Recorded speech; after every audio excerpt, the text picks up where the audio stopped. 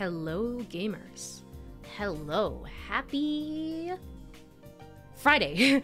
Friday. Happy Friday.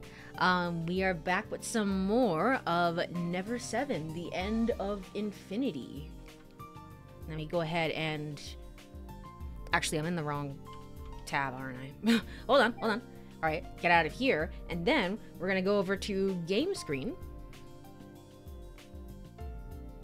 Alright, cool. There we are. For some reason, a couple of things are happening. First of all, I don't know why, but some of my plugins are not working today.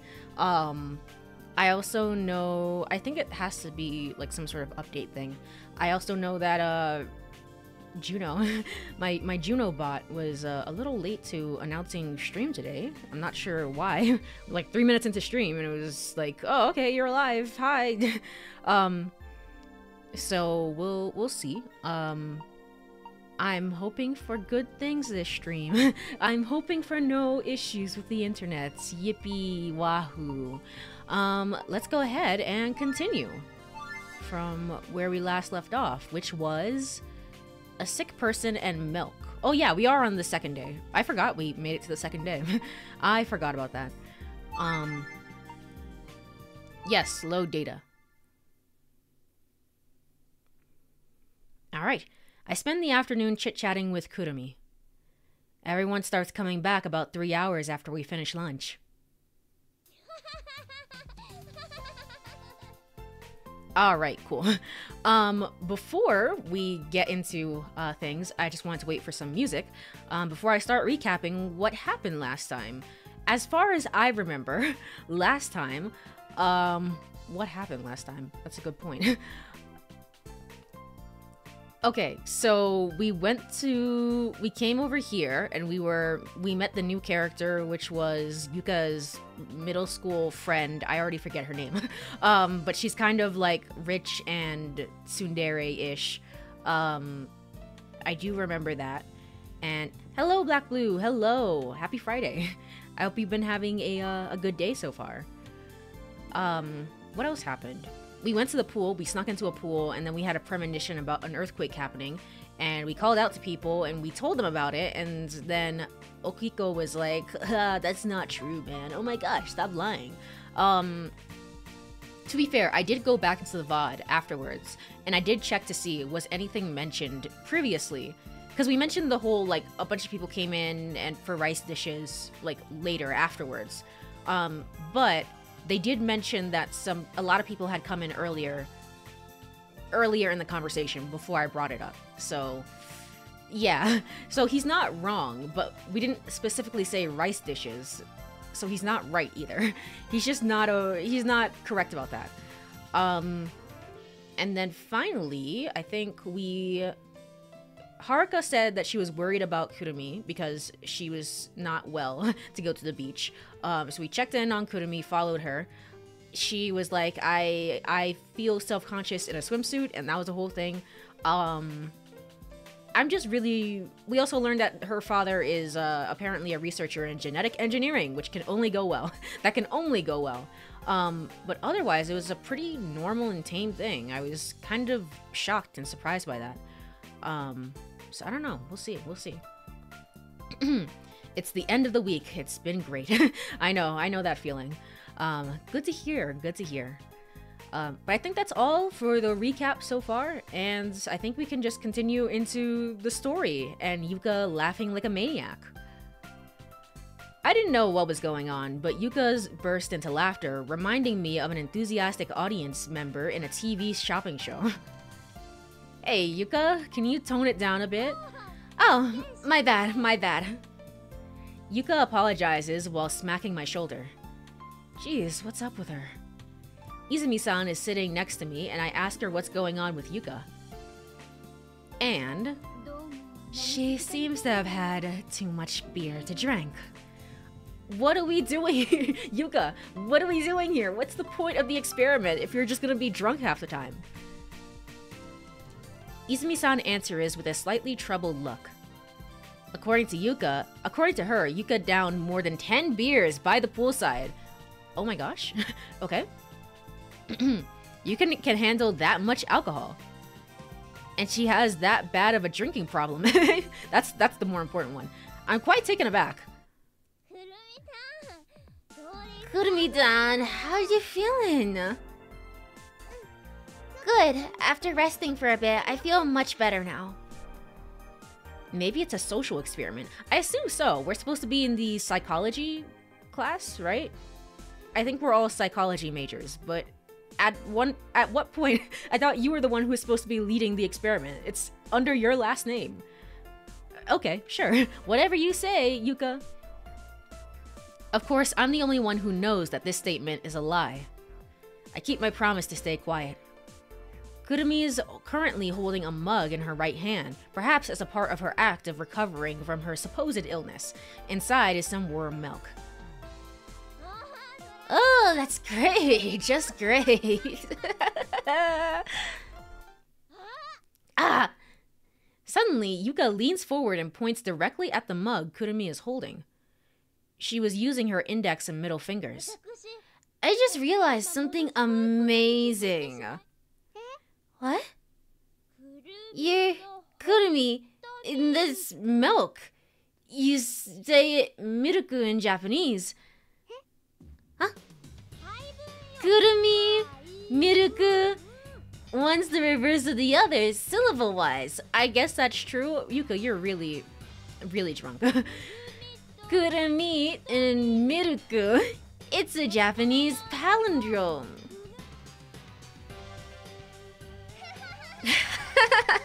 That's brilliant! Seriously, Yuka-san, that's so good! Really? It seems a bit far-fetched. Right? Needless to say, the rest of us can't keep up with these two. They're picking at their ears or staring meaninglessly at a lamp hanging from the ceiling. After a hearty laugh, Yuka lets out a deep sigh, suddenly becoming gloomy. What's wrong? It's so sudden, it makes me worry. Could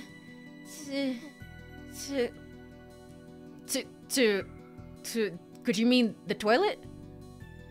Come to think of it, Yuka does seem a bit pale. Toro. What is Toro? Huh? I wanna eat Toro! I wanna eat Toro! Okay. It's just, I mean, she's not wrong. Yeah, she was right about the palindrome, but I can't follow this. I can't follow this. What's gotten into you all of a sudden? Who cares? I wanna eat Toro! I just wanna eat Toro! She is so adamant that I finally give in. If you want it that much, why not go to this shopping district and go buy some? No, I can't do that. I gotta have some super fresh Toro. Then how about going fishing? Now that's an unexpected suggestion. Isn't the tides supposed to be very high today? Why don't we go fishing for Toro, Yuka-san? If you're going to say that, might as well say, why don't we go fishing for tuna, right? Ah, I see. In that case, why don't we go fishing for tuna? Alright. Unfortunately, Kurumi, it's impossible to catch tuna around here. Alright, we're going fishing. Could you at least listen properly? Pay attention to what people are saying. Let's go fishing for all the tuna. That is it, puzzle. I couldn't say anything more. Amazing, amazing tuna. Hello, Green JL. Hello. There isn't much else to do, so we decided to go along with Kurumi and Yuka's suggestion. Yeah, okay. Of course, we weren't actually aiming to catch tuna. Now those two noisy girls are skipping along the shore, holding hands even. Surprisingly, Yuka's there, Haruka's there even, too. Being pulled by Kurumi, Haruka runs along the beach with uncertain steps and a bewildered look. Well, you see, she's doing fine now, so there's nothing to worry about, right? Yeah? She's probably been dragged into their excitement. It's an amusing sight. In this area, what can we catch, Izumi-san? Okuiko tilts his head slightly as he asks. Well, we could catch various types of fish. But since everyone's beginners, It might be best to go for things like horse mackerel, mackerel, and sardines, right? But wait, what about the equipment?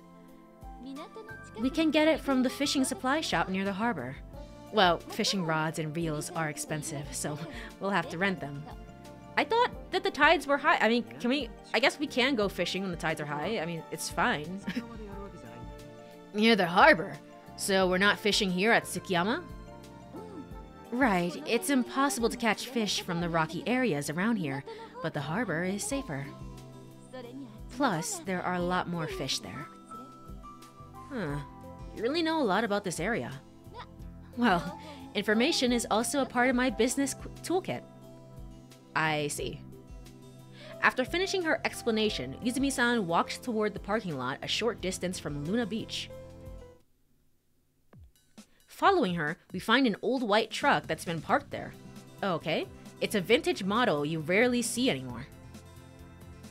There are areas where the paint had peeled off, and exposed frames has patches of reddish-brown rust.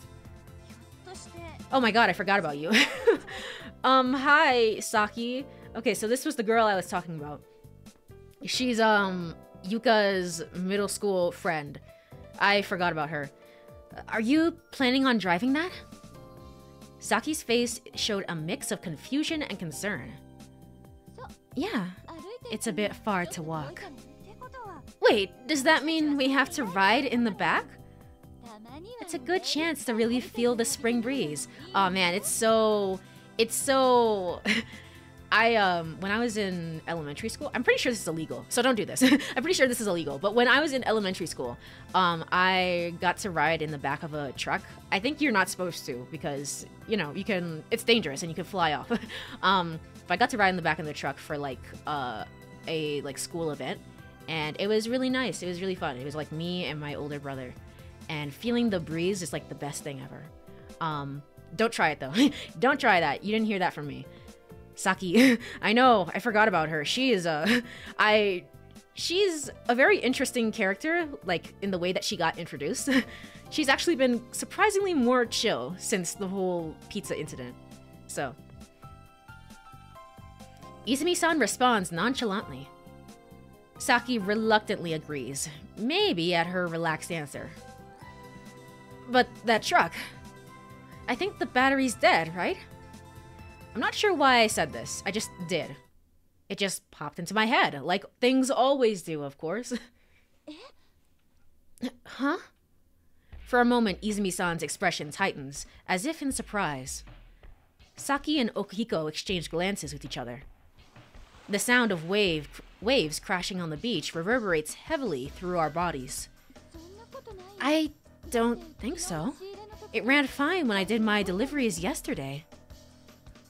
As she said that, Izumi-san gets into the driver's seat. And it's dead, of course. Huh?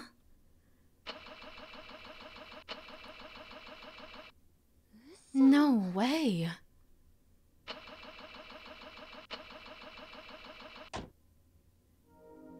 How did you know, Makoto-kun? About yesterday's rice, the earthquake, and now this. Is this what you were talking about yesterday, Makoto-kun? Exactly, and so now's a good time to mention, I know that one of you is gonna die by the end of the week. I don't know who, but one of you is going to die. Truck died. I know, Truck died, just like one of these girls will die.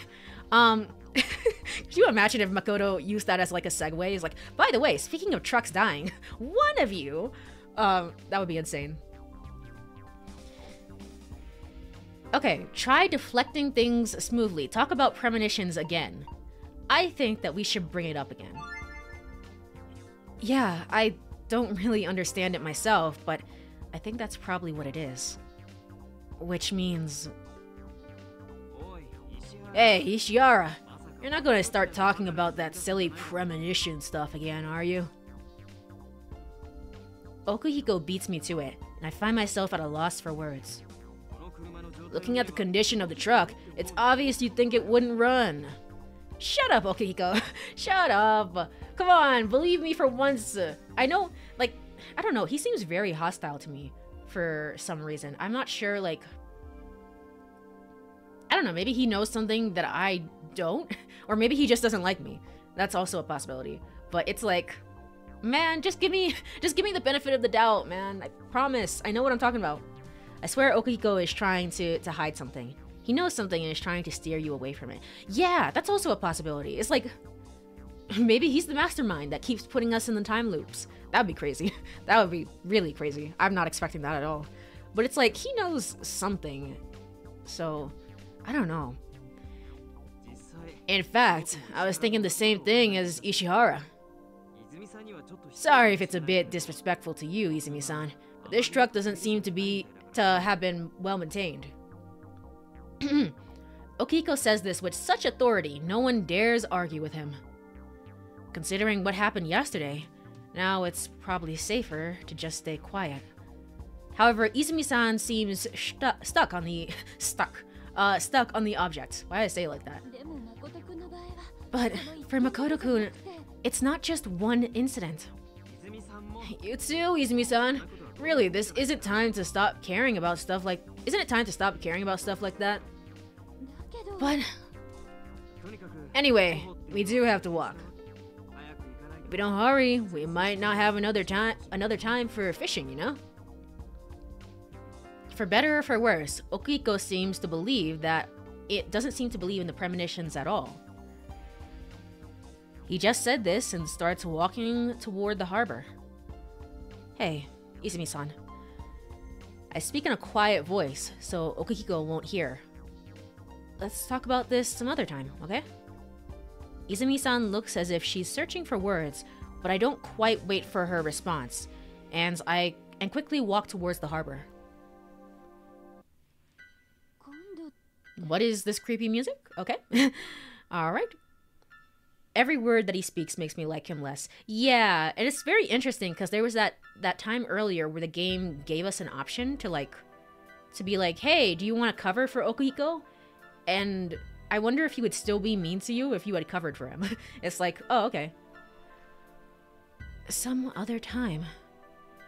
I hear Izumi-san's voice from behind me, sounding like she's still not convinced. But I deliberately act as if I don't hear, hurrying ahead. After all, the one who's most unconvinced is myself. Why did I let it slip that I thought the battery was dead? Why would I say that? I feel an irritating sense of unease, as if I'm not myself. 3:38 p.m. Walking through this peaceful countryside, I contemplate my situation. The chirping of birds and the greenery is so serene, a stark contrast to my inner turmoil. Suddenly, I realize that someone was approaching me from behind. Without looking back, I easily know it's Izumi-san, since everyone else is ahead of me. In order to avoid Izumi-san's onslaught, questioning from Izumi-san about the plot, I decide to go to Yuka. Absolutely not. Go to Kurumi and Saki. Go to Haruka and Okiko. Ah, dang it.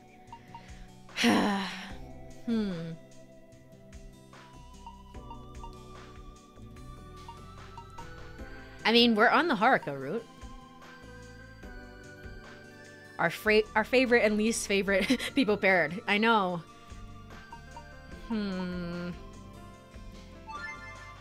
I rush up to Haruka and Okiko, walking side by side just ahead. As soon as I match their pace... Come on, Ishihara.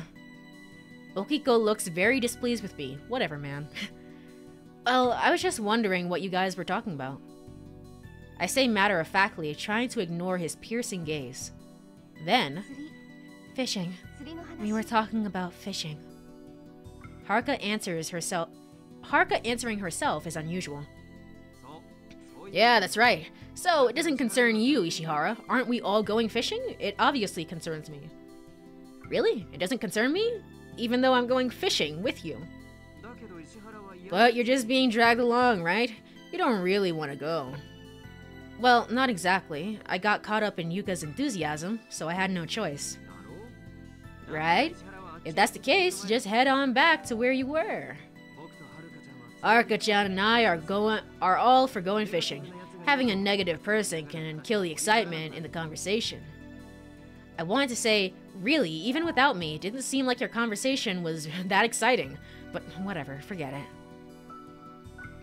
I'll just ignore him. Maybe he hates me. I mean, I think he would hate me regardless, but I think he would maybe he hates me so much because I'm on the Haruka route and I've just been kind of hanging out with her a lot. I'll just ignore him. I'm more interested in finding out why Haruka's so enthusiastic about fishing. So I ask, Haruka, why do you want to go fishing? Are you stupid?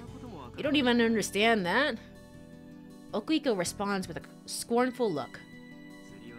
Fishing is a serious battle between fish and humans. It's a grand romance that requires delicate tactics. What are you talking about? What are you talking about? The thrill when you feel a bite is indescribable. It's beyond words. I want to touch one. Haruka suddenly mutters so. I want to touch a fish. That's why. Right, that's what I mean. In short, that's it, huh? I want to touch a living fish. Yeah, totally get it. So basically, it's like interacting with nature or something. I want to touch the heart of a living fish. Okay. Huh? I want to feel its heartbeat with my fingertips. To listen to the rhythm of life. The song of life, even. Haruka's palm is gently resting on her chest. Girl, please. It's like, Haruka, maybe tone it back just like a tad. Just a little bit. Seems like it might sink right into her body. Even Okuiko seems to be at a loss for words. A stunned silence persists for a while. And then we just moved on from that. We're just like, okay, whatever. Okay. Eventually, we arrive at the shopping district. The harbor, our destination, lay just ahead. Izumi-san made all the preparations and rented everything we needed at a nearby fishing tackle shop. Well then, shall we go?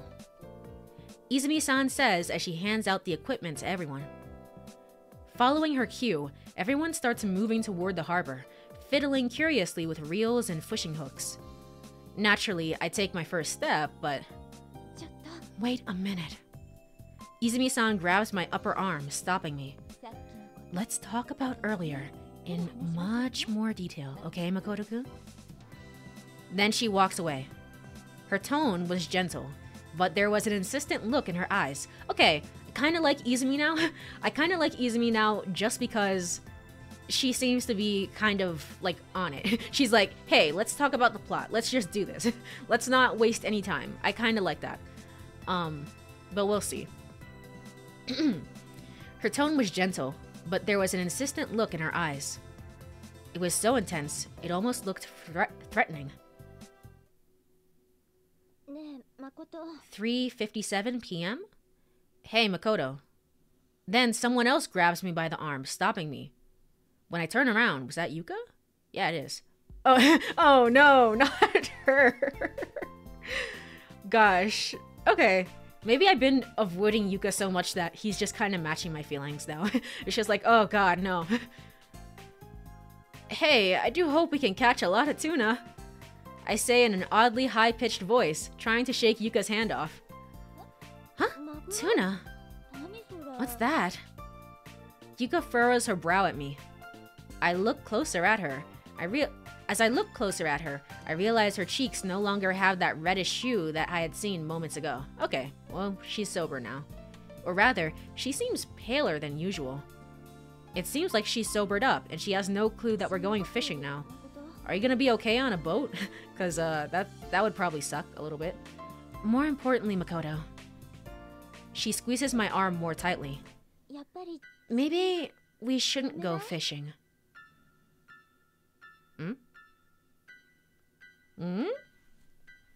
Okay. Alright, now you're interesting as well. You did barge into my room at the beginning of day 1, and you were acting strange. Maybe I should be paying more attention to Yuka as well. I don't know. Maybe we shouldn't go fishing. What? Why are you bringing this up now? It's just that I have a bad feeling. A really bad feeling. But you were the one who said you want to eat fresh Toto. I know that, but... Was that because you were drunk at the time? Not really, it's not that. Well, either way, we can't just stop now because of your selfishness, Yuka. Wow, everyone seems pretty excited too. With the tip of my fishing rod, I point to everyone walking ahead of us. But... Yuka's voice trails off. Her downward gaze seems to express an unspoken discontent. What do you mean by a bad feeling? I ask her. I can't exactly put it into words. It's just a vague sense of unease. A sense of unease? For example, like when someone's standing on a pile of books, trying to reach something on a shelf. During those times, you get a really bad feeling, right? Well, I understand what you're saying, but still, Yuka, we're not standing on a pile of books and fishing. Come on, you just don't get it. I do. I don't really get it, but I can't find any other appropriate words. While nodding in agreement, I gently remove Yuka's hand from my arm and lightly pat her back. With that momentum, Yuka reluctantly starts walking toward the harbor. 4:04 p.m. Okay, so like, what if? What if? And this is just me being very Uchikoshi pilled right now. But what if, like, Kurumi cannot touch the water, right? she can't touch the water, and then she goes fishing with us because I think she's seemingly here with us. And she goes in, and then the tides are so high that suddenly we get caught up in a storm, and then the water touches Kurumi, and then she turns into a fish and leaps off the boat and swims away. I don't know. I don't know. I have no clue. Just something about genetic engineering. The genetic engineering part of like her father's past is gonna be important somehow. Maybe. I don't know. What, she gonna dissolve at the moment that she's wet? Maybe. Maybe she'll turn into a goop monster. Wasn't there a Disney Channel movie about that? Was there? Was there? And maybe. Don't worry. Don't worry, Disney, don't sue me. Don't sue me. This is an original idea. For sure, for sure. It's a relaxed and peaceful scene. People fishing are scattered here and there, and the scent of the sea breeze wafts over. Standing on the breakwater, Yuka absent-mindedly winds fishing line around her fingers. She still has an expression of unease on her face. A bad feeling. Shit. Shit. Oh-ho? We might be back? We might be so back? Alright. Alright, cool. We are back. We are so back. Yay! I don't know. It's just so friggin' random why and when it happens. I was streaming on Sunday and it worked fine. I was streaming yesterday even, and it was completely fine, and it's just like now it's not okay. I don't know what the issue is. Anyway. A teenage boy who was a mermaid, but who was a mermaid, but he didn't know when he hit puberty, he changed whenever he got wet. The 13th year, it was called. Oh, is that Disney? Yeah, I kind of vaguely know what you're talking about. I think I saw a YouTube video on that, on that one, maybe? Possibly? I do know what you're talking about, though. Yeah. Huh. Yeah, maybe like that. Maybe we're all just like fairy tale creatures in some... Fairy tale sci-fi creatures in some way or fashion or however. Possibly. So kind of like that. Anyway. A bad feeling, eh? Yuka, can I talk to you for a second? What? About what you said. About having a bad feeling? Yuka's expression twists. I'm about to continue speaking when... Suddenly, we hear Saki cry out. Yup. Both Yuka and I turn. There, on top of the breakwater, Saki had shaken off Haruka from her. Haruka, persistent, circles around Saki. Why? What's going on over there? I can't hear what they're yelling, but Haruka's behavior is quite unusually intense. Saki seems exasperated and shakes her head at Haruka, then runs toward the end of the breakwater. As we watch Haruka, Okiko goes over to her. What's going on? I'm not sure. Let's hurry and see. Just as we start to run, we hear a scream and a tremendous crashing wave. It's an unbelievably massive wave crashing against the breakwater. It sends spray everywhere. A wave envelops Saki and in an instant carries her away. Uh-oh. Uh-oh. What if I was on the Saki route right now? Are we all gonna die? Maybe one by one? That would be crazy. I'm frozen in place. I can't believe what I'm seeing. It feels like I'm watching a scene in a movie. And then Izumi-san starts running and jumps into the water from the end of the breakwater. Oh my gosh, so based, so cool. Izumi-san? Oh my god, what are you doing? I grab Yuka's hand, running toward the end of the breakwater. When I get there, there's no sign of either Saki or Izumi-san. Okiko, Haruka, and Kurumi rush over. Kurumi's face is deathly pale. I jump in to rescue them. Pray for their safety. They'll be okay. You know what? They'll be alright. They'll be fine. Maybe Izumi's the mermaid. Yeah, you know what? Maybe. I feel like... I don't know. I feel like we're just a regular guy, you know? We're just the guy of all time. And I feel like if we're not super confident in our swimming abilities, that we should not be going in. But also, it seems kind of insane to be like, pray for their safety. Let me save. There's this wonderful thing called saving. We'll save here. Alright, cool.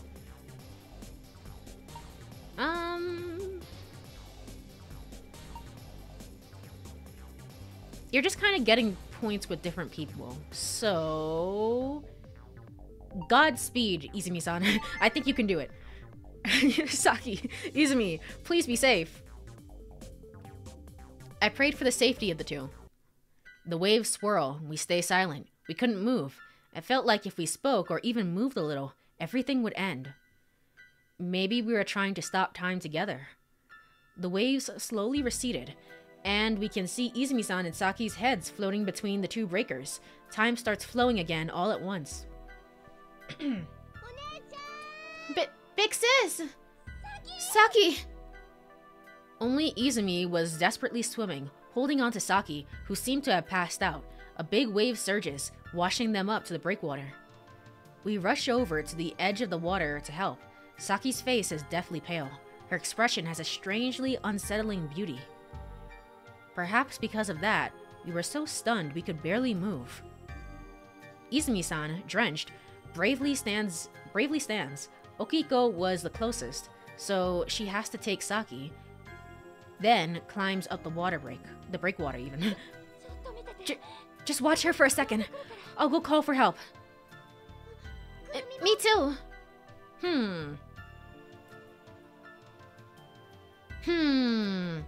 Ah, shoot. I'm losing frames again.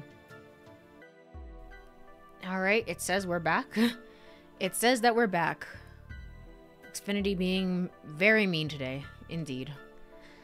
And I don't know, if it happens again, maybe I'll just BRB and just call. Just call, like, maybe during the middle of stream and see if that makes a difference. I don't know. It's only a month. It's only a month left at this place, and hopefully the new place has better internet, is what I'm hoping at least. Did you ever call them last time? I did not, no. I didn't. I keep forgetting. And the internet, honestly, this week has been pretty good, so I haven't really had to call them.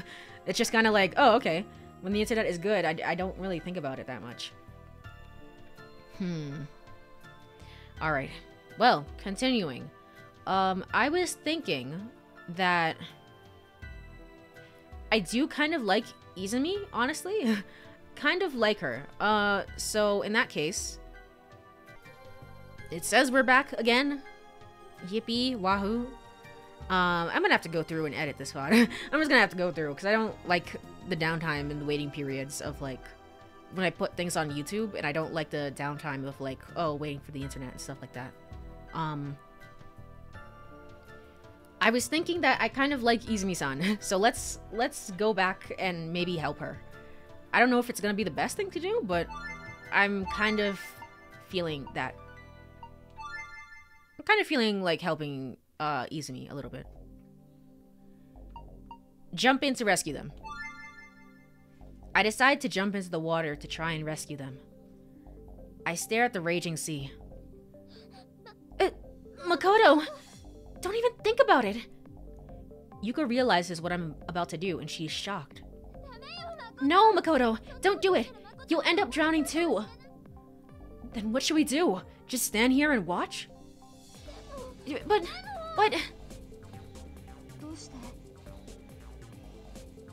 Why? Seeing us like this, Haruka asks me puzzled. Why? Why would you do something like this, Makoto? That's what I was thinking. I was like, this seems like a pretty dumb idea. I needed the points, man. You don't understand. I need the points. Well, Haruka, it's because Izumi-san they might die. Even so, that doesn't mean you should put yourself in danger, right? We have to help them. Don't you understand, Haruka? I don't. Even if it might not work out, I want to help. That's what compassion is all about. Compassion. Haruka looks down, lost in thought. Does she really not understand? I turn to look at the sea once again, but someone grabs my arm. It's Kurumi. All the other girls are like, no, don't do this. It's a bad idea. Come on. Come on, my guy. Just don't do this, please. Makoto, don't be guilt-tripping her. True. True and real. Believe in Big Sis. I'm sure Big Sis will be okay. Tears well up in Kurumi's eyes. Kurumi. Her pain must be much greater than mine. After all, Izumi-san is her blood relative. Even so, or perhaps because of that. I don't know, we keep saying blood relative a lot, but like, what if? What if Kurumi is like a genetic engineering experiment? Or Izumi is, maybe. And then, like, the other one is like an actual, is like actually born from the two parents. And we keep stressing that it's like blood related, by the way. We are blood related. I don't know. Even so, or perhaps because of that, Kurumi believes in her older sister. Alright, I'll believe in Izumi-san too. I look back at the rough sea. So please, come back safely. Izumi-san, Saki. The waves swirl. Okay, we're back here again. Onecha, Saki. Alright, cool. Kurumi. He's like, I don't know. Possibly. That theory can work. Possibly. Izumi-san, okay. Just watch her for a second. I'm gonna go call help. Me too. As if shot out of a cannon, Kurumi hurries after Izumi-san. I remain at the water's edge, frozen. I'm not the only one. Yuka and Haruka as well. Haruka, what did you say to her? Saki-chan! Saki-chan! Okuiko lays Saki's body on the breakwater, lightly tapping her cheeks. Are you awake? Can you hear me? We hurry over. Saki, eyes half open, looks vacantly at Okuiko. I hear the sound of a crowd of people approaching us. When I turn around, Izumi-san and Kurumi are in the lead. Is Saki-chan awake? I nod, and Izumi-san lets out a sigh of relief. She then collapses to the ground. Kurumi does her best to support her. Turning my eyes back to Saki, she's still gazing intently at Okuiko. Oh, okay. Okay. she's just in the hospital now? Alrighty then. Sure. Whatever you say. We find ourselves in a small clinic at the back of the shopping district. The only treatment room has peeling wallpaper. The bed where Saki lies squeaks whenever she moves.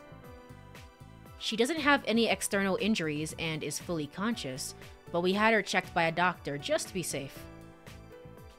There doesn't seem to be any major issues, but the doctor said she needs rest and to be observed for a while. Therefore, Saki's going to stay in the hospital overnight. I'm so relieved. Look at the difference between like the upscaling on the background here and then like the upscaling on Yuka's model. Like she just like, I don't know. She looks so blurry here in the background. I'm so relieved. I was really worried that for a moment there. It's not easy for us humans to die, huh? What the hell? Why would you say that? What could that mean?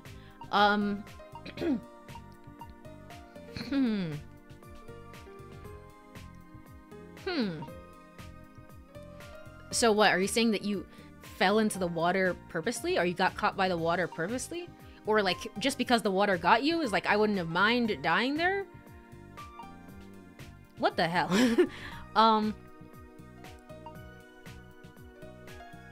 What the hell? Did you really just want to die back there? No, that's not really what I meant. Well, you should be happy you're alive. Just be happy. Although, being alive is like a coincidence in itself. You know, you should watch what you say at a time like this. It's fine, isn't it? The point is, she's okay. Well, that is true, but... yeah. You're not the only one who almost drowned, Makoto-kun. Hey, come on! Now settle down, Makoto. Ishihara, that's rude. Have some respect for where you are. Hey, why is everyone picking on me? Alright, enough. Well, what should we do now? We can't stay overnight with Saki. She doesn't need us anyway. I say, and Saki turns her face away with a huff. Rich girls, am I right? Haha, rich girls, am I right? Okay, we're kind of being a little bit of an ass. Granted, I kind of started us a little bit on this route. You know, it's kind of me. But let's go back to the cafe. But someone should stay, right? Kurumi, can you stay with Saki-chan? I mean, can't Yuka stay? Huh? Only me? I'm like 12. Oh no, you're 17. I forgot about that. You're 17. I guess you can stay if you want. Sure. You need to pull your weight sometimes, remember? You couldn't even deliver pizza properly to Saki-chan, so this is a way to make up for it. That was Okuhiko's fault. What the hell? He's just being a dick to anyone who he doesn't have a crush on. True. That's kind of how dating sims are, to be honest, where it's just like, yeah, whoever is flirting with you, he's like, yeah, cool story, bro. Anyway, turns around and is like, oh my gosh, I love you so much. I love the other person so much. That's not true. That's not even my fault. Can't you listen to your big sister? You always say that. Fine, got it. Leaving the pouting Kurumi in the hospital room, we decide to return to Luna Beach. 4:42 p.m. On the way back, everyone seems very calm. Perhaps the tension had eased. Or maybe they're all relieved that Saki is safe. So, Haruka, about what you said to her. The fiery red of the setting sun seems to further soothe everyone's hearts. However, my mind is probably occupied with an issue no one else is thinking about. Before reaching the harbor, Yuka had said something. I'm not thinking about Yuka! No! I'm not thinking about her! Come on! No! That she had a bad feeling. Her words had come true. Now that I think about it, why didn't I listen to her? I can't help but regret it. As I walk, I suddenly glance back. Right now, a smiling Yuka is chatting happily with Izumi-san. A bad feeling, huh? My mind was shrouded in a deep fog. 7:07 p.m. When we return to Luna Beach, everyone relaxes on the open terrace, and the conversation blossoms. We mainly talk about how we felt and the actions we took when Saki was swept away, as well as our awe and admiration regarding Izumi-san's brave leap into the sea. Whether those compliments affect Izumi-san or not is unknown. She stands alone in the kitchen, using the available ingredients to create another extraordinary dinner. It's so delicious it leaves me in a trance. I begin to suspect that Izumi-san might be a genius chef that appears once a decade or so. Or maybe she's just like the perfect human being created with genetic engineering. 7:35. After dinner, we head down to Tsukiyama and sit cross-legged on the sand. Not for any particular reason. Perhaps just enchanted by the unusually blue moonlight. Hey, Izumi-san, is there anything special about the tip of the cape? Yuka asks, pointing to the southeast. Following her gaze, we see a cliff jutting into the sea, and at the very tip is a bright, rotating white light. Ah, that's... That? Duh, it's obvious, it's a lighthouse. Right, Izumi-san? I'm not sure that's obvious, but yes, it is a lighthouse. There's a viewpoint park beneath it, and the view from there is simply breathtaking. Oh, that's where Kurumi went earlier then. Okay, so it was a lighthouse. Ah, I see. That's Viewpoint Park, huh? So that park is visible from Tsukiyama. The image of Kurumi gazing longingly toward the sea from the tip of that cape earlier today had somehow etched itself into my mind.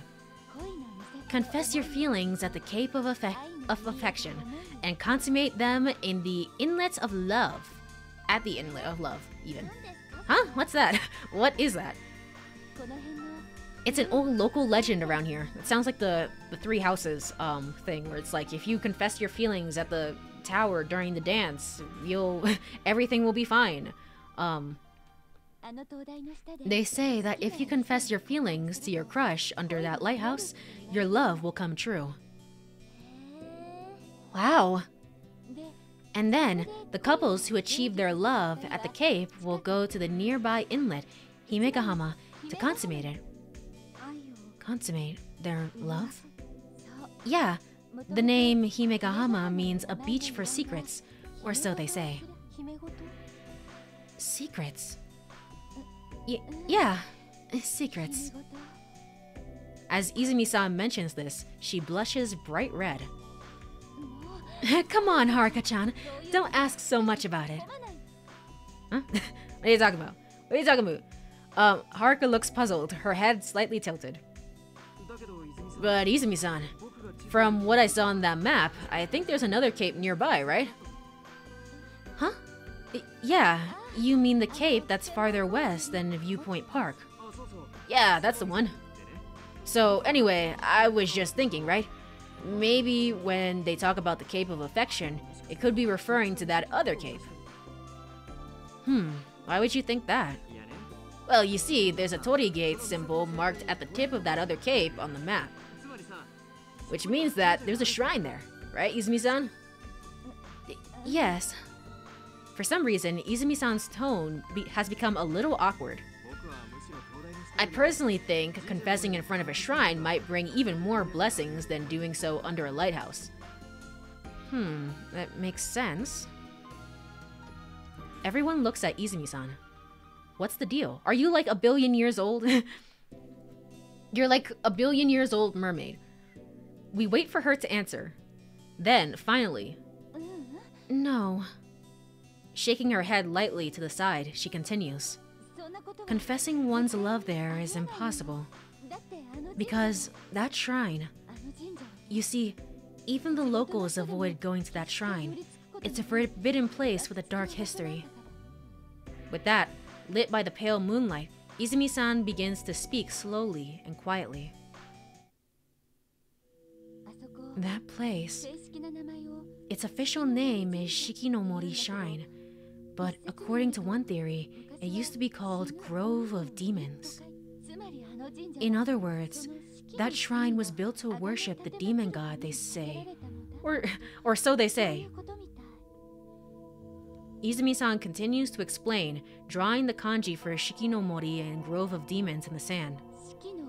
The demon god here literally means the demonic god who rules over death, a vicious evil god that curses and kills people. According to the stories, they used to believe that epidemics and natural disasters were all caused by the wrath of the demon god. To appease that anger, they even offered sacrifices. And that's how the legend goes. Huh. But well, in the end, those are just old stories. Cinderella is just Cinderella, right? So at first, I thought it was all just made up stuff. Legends and such. But listen. Oh, this is where you all... Alright, Kurumi, thanks. Awesome, cool, neat. Kurumi appears suddenly, running along the beach, her feet kicking up sprays of sand. Kurumi? You see, Saki-chan told me it was okay to go home. She finishes speaking and tries to catch her breath. Hey, what were you guys talking about? Sitting in a circle in a place like this? Are you maybe doing some kind of UFO summoning ritual? Maybe. At this point, anything is possible. Close, but not quite. We're talking about ghosts, not UFOs. I thought we were talking about demons. It's not about ghosts, it's a story about demons. Are you even listening, Yuka? I am listening. Ghosts and demons aren't that different, are they? Are you a ghost? I personally think they're quite different. So, what happened with this demon? Near here, there's a temple where this demon lives. It's not a temple, it's a shrine, and nobody said it lives there. Oh, I see. A shrine. So Izumi-san was just sharing some rumors about a local shrine. Kurumi, have you never heard about this shrine before? Nope, this is my first time. Okay, so you're the demon. You're the demon, or Izumi-san maybe is the demon. Something, somehow, some way. It all works. They're both yokai, depending on who you ask. I guess that's true, but I don't know. There's a little bit of a distinction for me. Yeah, I guess it depends on who you ask, though. That's true. Well then, this is perfect. Looks like Kurumi is fond of these kinds of stories. Her eyes are sparkling as she sits down on the beach. So, Izumi-san, please continue. Okay.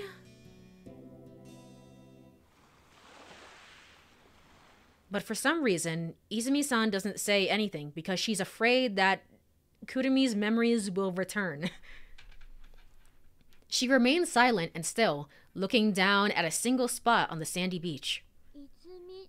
Izumi-san? Yuka's gentle voice prompts Izumi-san to come back to us, and she slowly raises her head. And then, how far were we again? You were talking about how you thought it was all made up? Yes. Yes, that's right. At first, when I heard the story, I doubted it too. But as I listened to the stories from the local fishermen, elderly farmers, and other folks, I learned that mysterious incidents have occurred at that shrine that can't be explained away by some legend. Do you all know the phenomenon about being spirited away? Oh joy! Being spirited away? Where people suddenly disappear without a trace. Yes, nowadays, they've called them missing persons or disappearances. But actual cases of people getting spirited away seem to be happening at that shrine. To put it simply, a few people who have gone there haven't come back. More than a few dozens of people. No way! That can't be true! It is. It really is. These incidents have been reported by the local newspaper and also in national papers again and again. This is something I personally went to the island's town hall to confirm with my own eyes, so it's absolutely true. The people on the island even, call this series of spirited away incidents things like the curse of the demon god, or the demon god dragging people into hell, things like that. While I can't believe in the demon god or anything like that. Anyway, ever since these incidents happened, no one goes near that shrine, the Shikinomori shrine, anymore.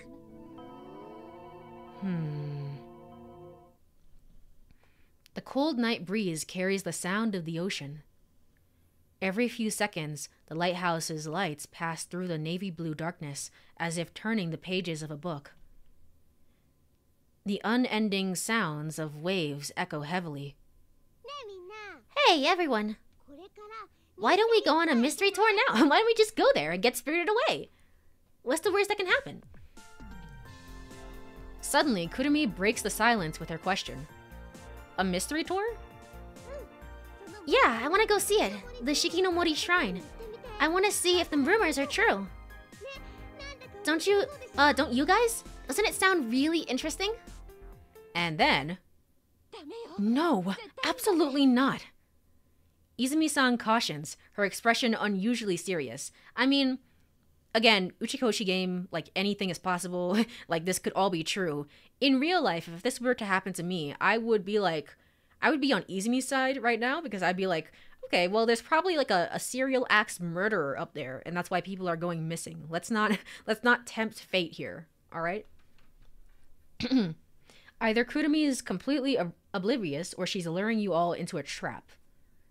That's also possible. I don't know, how evil is Kurumi? Who are you people? Huh? Why not? Because... Now listen, Kurumi. I'm not joking around, okay? Do you understand me? I understand, but if we don't get too close... See, you don't understand. You really don't understand at all. But... No buts. Things are off limits. That are off limits are off limits. Okay? Do you understand me? To be honest, Izumi-san's words lack logic or reason. However, she speaks with such an intensity that all of us tremble in fear. Is the Shikinomori Shrine that dangerous? I don't get it at all. 7:48 p.m. Well then, Izumi-san, Kurumi-chan, have a good night. You too. Be careful on your way back, okay? Izumi-san regains her usual gentle expression. Bye-bye! Kurumi, despite her earlier complaints, doesn't seem to be in a bad mood at all. Alright, see you later. After exchanging farewells, the sisters disappear into the cafe. Or at least, I thought so. Oh, I forgot. The door is flung wide open, and Kurumi reappears. So, hey, there's something I want to tell you. What? Why? Saki-chan, she wants to see you, Okun. Really? Why? Huh? How?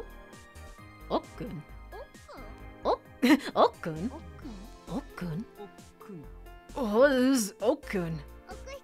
I mean, Okuhiko-kun. Huh? And also, Makoto-kun, I've decided to call you No, get me out of here. Get me out of here, please. No. I've known you for like 2 days. Please.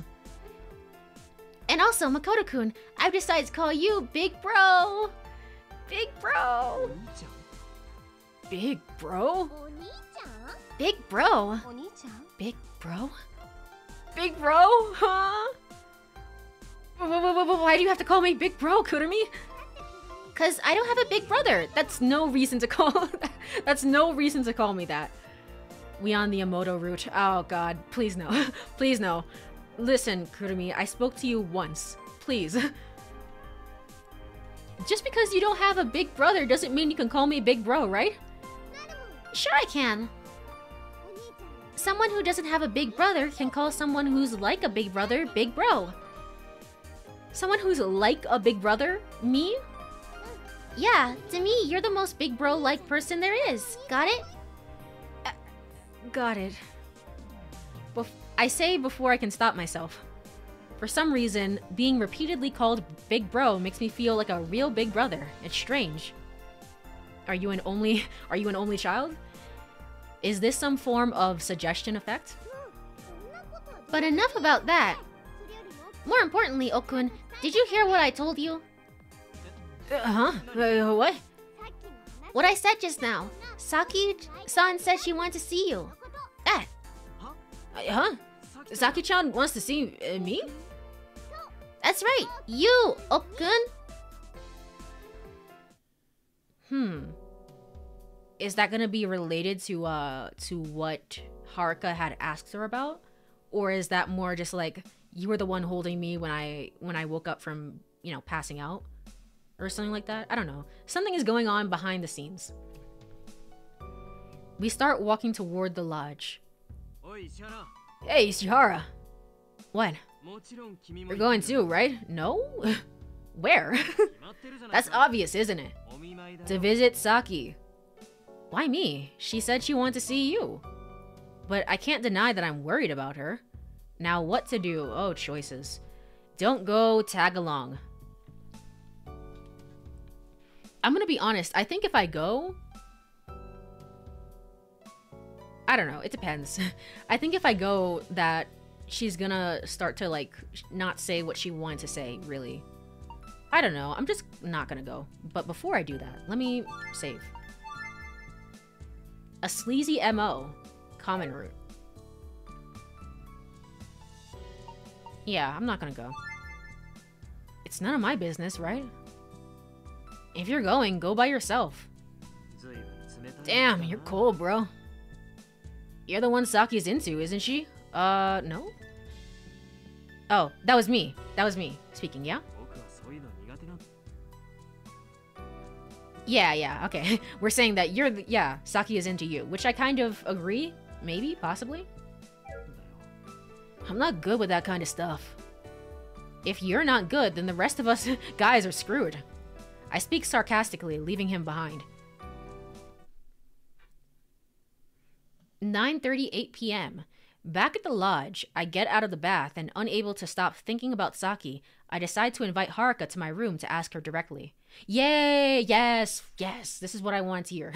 Okay, cool. I feel that being straightforward is the best response. Love at first... so she's into the guy that stole her pizza. Love at first bite. True, it's like, I wouldn't like him. Okay, whatever, Saki. Whatever floats your boat. I tell Haruka that I'd heard her talking intensely with Saki at the breakwater and went straight to the point. What were you talking about with Saki? I mean, if you don't want to tell me, that's fine. I wanted to learn how to fish from her, but she didn't want to teach me. No way. I know that's not it. And yet, what comes out of my mouth is... Well, Saki is sophisticated. Even though that's not the issue. It's fine. I'm different. What's different about you? I don't have a heart. I don't need to be able to fish. I'll teach you. You don't have a heart? I don't. She doesn't have a heart. What exactly does she mean by that? Haruka seems to carry something that the rest of us don't. Haruka is I guess confirmed. True! I don't know, man. It's like, why don't you take her literally at face value? Anything can happen.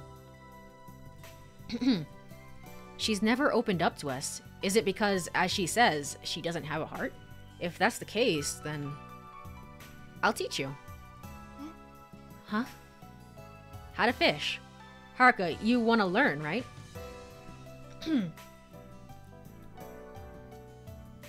But she does eat food, because, like, at the beginning of day 1, Haruka was like, I'll make food.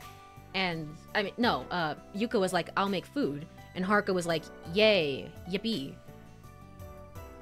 And we've been eating food. We've all been eating food together.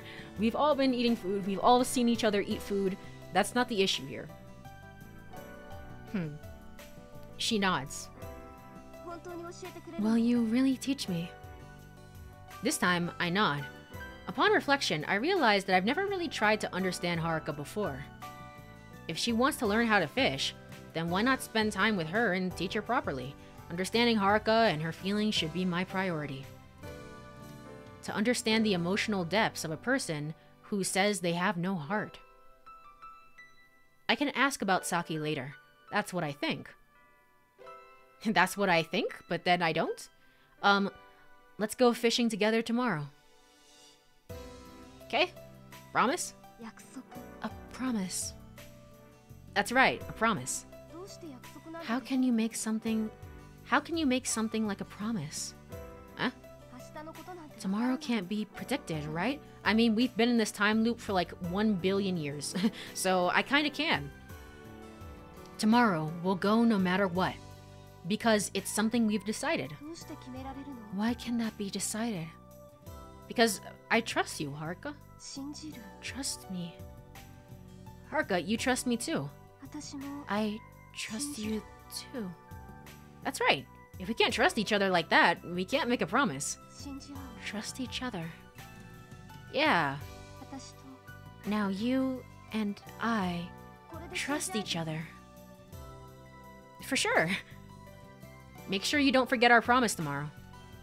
Keep it no matter what happens, okay? Haruka nods slowly, as if savoring the moment. Learning step by step like this is key. That way, someday, a heart will be born. Haruka can realize that for herself. That's what I believe. Third day. Alright, it's April 3rd, Wednesday. We're going fishing again. I want to check something, actually. Save. Do I want to save here? No. I want to save here. Okay, we're still on the common route. That's what I wanted to check. Feeling refreshed. Okay. The refreshing morning light streams in. Oh my god.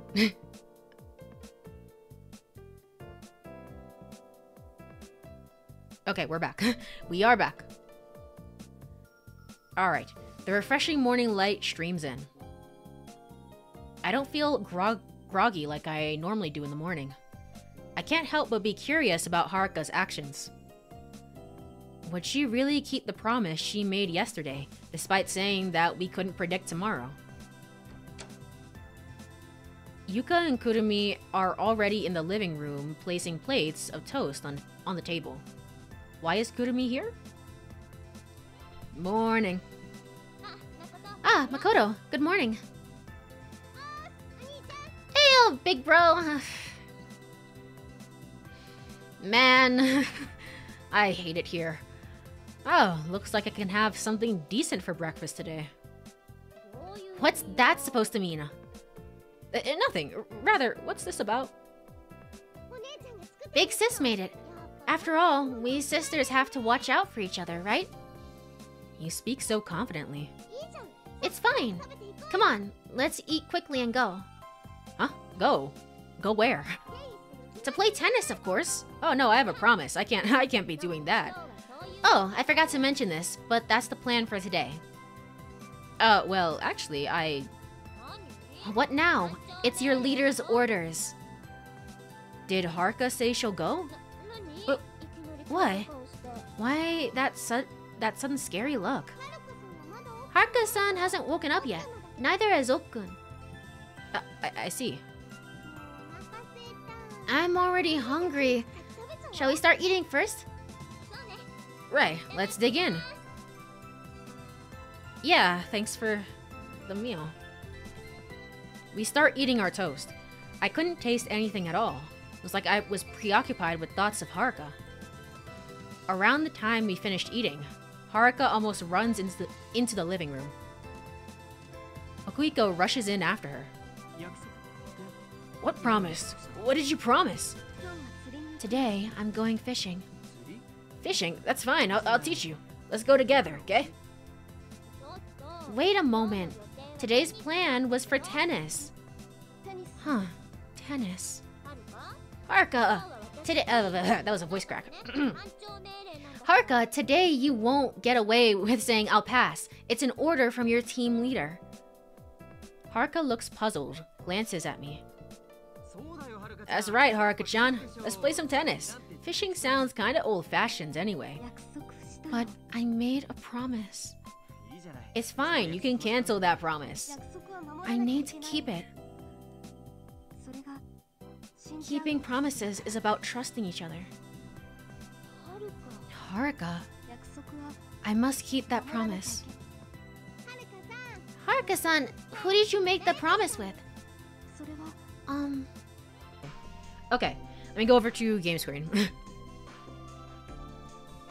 Worst case scenario, you could always wait until you hit the 48-hour limit.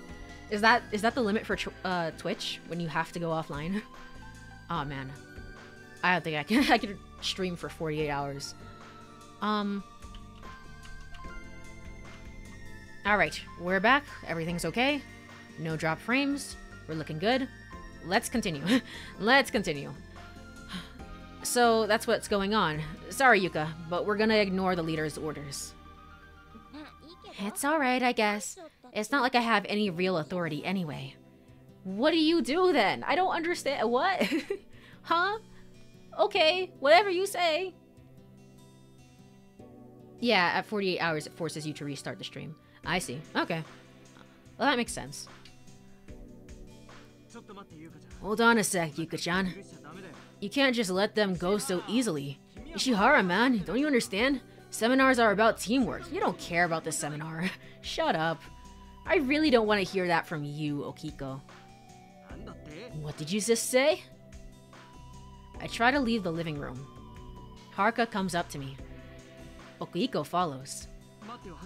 Wait, Haruka-chan. Is there something going on between you and Ishihara? We made a promise. That's not the reason. That's not a reason. Did something happen between you and Ishihara yesterday?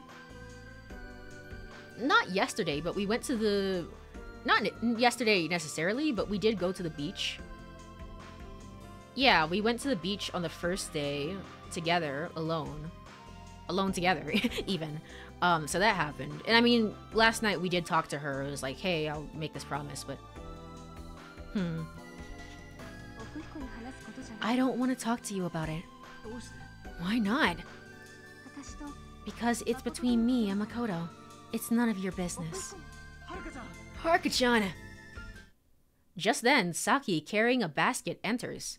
What the hell? I thought you were in the hospital. Saki glances briefly at Okiko, placing the basket on the table. She seems excited about something. Good morning, everyone. Sorry for worrying all of you yesterday. We're all taken aback by Saki's carefree voice. What's wrong? Why are you all so quiet? Huh?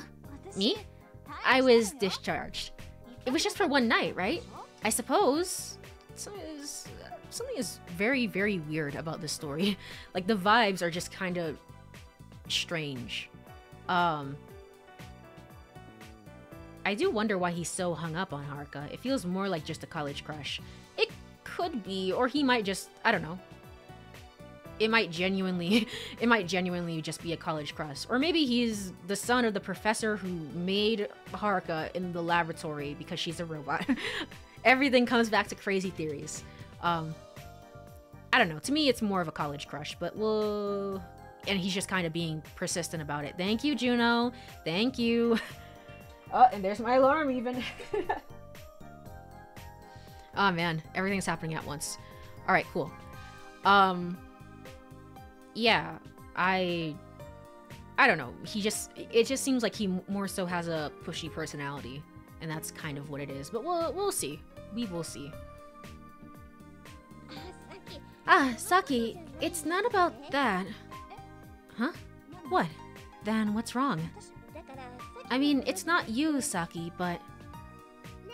Hey, Saki, what's that? When Kurumi mentions the basket, Saki looks a little flustered and glances at Okiko. Okiko-kun, I made something for you. Like them? Okay, so you're crushing hard on Okiko. What does that mean for your route? Like, if I decide to just go all in on Saki, does that mean the route is just gonna be like a friendship route and it's like, help me get together with Okiko? Maybe we learn more about Okiko through that route. I don't know. When she opens the basket, there are small sandwiches neatly arranged. Wow, they're so cute. Saki-san, are these for Okun? What? I just asked them. I just asked them if he liked them. Look, Okun, how nice. You must be so happy. Dang, Saki-chan, you really know what I like. I suppose. I'm really happy. I can't say a word, I'm stunned. This is kinda awkward, let's just get out of here. Suddenly, Haruka grabs my hand. Looking at her in surprise, she tugs on my arm. There are some stories where you get the girl to fall for you as you are helping her get another guy. That would also be a possibility, yeah. It's just like, interesting. I wonder what would happen on that route. Haruka doesn't even make eye contact with Saki, pulling me out of the room. Okiko tries to follow in a hurry. Then Saki takes Okiko by the arm. Okiko-kun, do you want to play tennis? We have a court reserved. This sounds great. I never want to go fishing anyway. Huh? Fishing? Nothing. Nicely done, Saki-chan. How'd you know I like tennis? Hearing what's gotta be frustration in Okiko's voice only makes me smile. Get... Hold on. Can I screenshot this?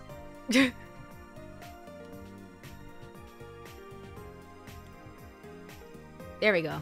Get wrecked. Get absolutely freaking destroyed. Get wrecked, bro. That's insane. Alright, cool. I feel fantastic. There's no other way to describe it. 10:12 a.m. Haruka and I continue walking in the gentle breeze. I deliberately bring up a cheerful topic.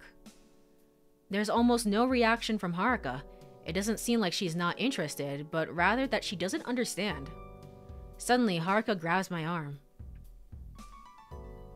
Looking at her, she stares at me with serious eyes. Her already expressionless face becomes even more rigid, and her entire body seems to tense up even more. I kept our promise, didn't I? Yeah, you kept it, Haruka. Well, yeah. Yeah, you kept it, Haruka.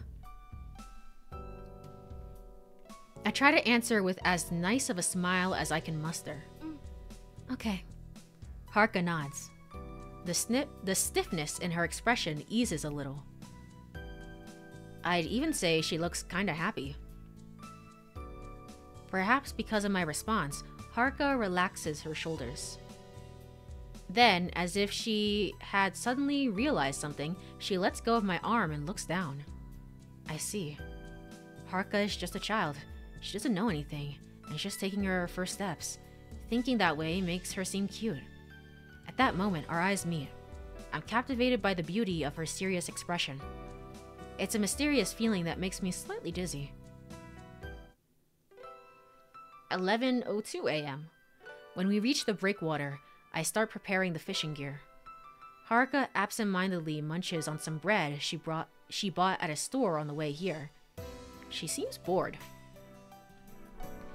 For Haruka, it seems only keeping the promises mattered, and she doesn't actually care about fishing anymore. Okay. Well, while we're here, can you tell me what you talked about with Saki? I prepare the fishing gear for both of us and handed a rod to Haruka. Then I cast my fishing line into the sea, settling next to Haruka.